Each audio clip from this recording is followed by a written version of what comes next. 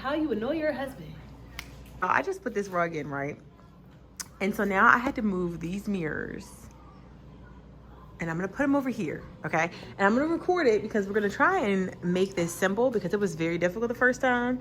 So we're gonna try and cut our time in half, if not more. But I'm hoping I like it because he said I can't move it again. I don't know why he threatened me, but that's what he said. So getting straight down to business, we're gonna start with measuring. I'm measuring the entire wall. I am going to start by the bracket since I have those curtains. So right where the bracket begins is where I'm gonna measure the wall. All right. I'm gonna cut that in half so I can find the center of the wall. Once I've marked the center with the pencil, I'm gonna go ahead and remove my mirror. I'm going to make the tape the same length of the mirror, and then I'm gonna mark the holes where you actually put the screws, and I'm literally gonna place the squares on the wall so that way we can see it before we even place it. So that was live footage of my brain processing how we were gonna actually get this up, and it actually worked out perfectly. So that's the method that we're gonna use. So I'm literally now on the floor taping out the mirror to get the tape from one end of the mirror to the other side of the mirror. I'm literally keeping it the exact same length so that it will be the same once I put it on the wall.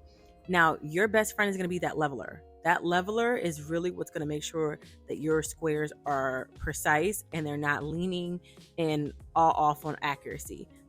Now the space in between my mirrors is 5 inches. So I also have a tape measurer that is measuring out 5 inches. Now, the 2 blue lines that you see at the top, the outside square, of course, is the frame. That line across in the middle, or not really the middle, the top, is 5 inches down, and that is where the hole is. So that's where the actual brackets are. I put the tape along the back and then poked holes in those bracket spots so that when I put it on the wall, it was already pre-marked. All right, so we're gonna pretty much keep going with measuring. It's gonna take a while, just period, but at least we'll have it done right. So I'm gonna come back when he's drilling the, well, am I gonna do it or you're gonna do it? So I'm probably gonna have to do it. He's just supervising me, but I'll be back then. Not me getting a phone call and running my mouth for 2 hours. So we're back and ready to actually focus and finish these mirrors. So I wanted to make sure I clarified this part right here because it's very important. So do you see these 2 spots? Remember I told you that's where I poked the holes for the brackets. So I then took the leveler and made sure that I connected the 2 dots and put a line through them in that same area to make sure that they were leveled. It may be a little above or under that hole, but at least the hole gave me a guidance to know that the brackets are exactly those widths apart. So I hope that makes sense. So after confirming that before taking the tape off, I did poke a hole with the screw, just gently pressed it against the wall so that it will leave an indentation so that when I removed the tape, I could know exactly where to drill the hole. That's really, really, really, really, really, really, really, really, really, really important. Yes, I said really like 20 times because that's how important it is. That made it so easy. I was able to drill the holes and be confident that not only are they leveled to the best of my ability, but that the brackets were in the right spot. Now, when you're putting on the mirror, I would highly suggest you are able to see behind it. So as you had to see, I had to move the couch and get on the ladder.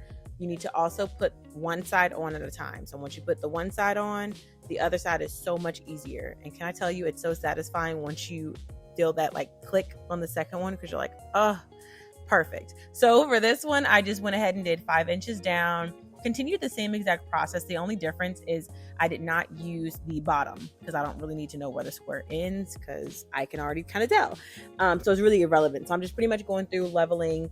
Again, my holes are already poked. I will then go through and do like I did on the little freeze frame I showed you guys where I level out the holes, slash a line through it to make sure that it is leveled around the same spot that the bracket hole is. And I'm going to continue that until I am all done.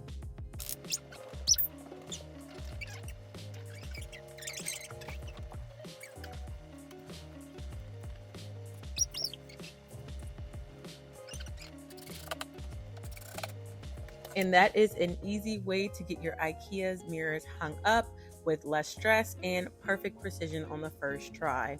I am far from a handyman, y'all, so if I can do it, you can too. Thank you so much for watching. Give this video a thumbs up, and I'll see you guys in the next one. Bye!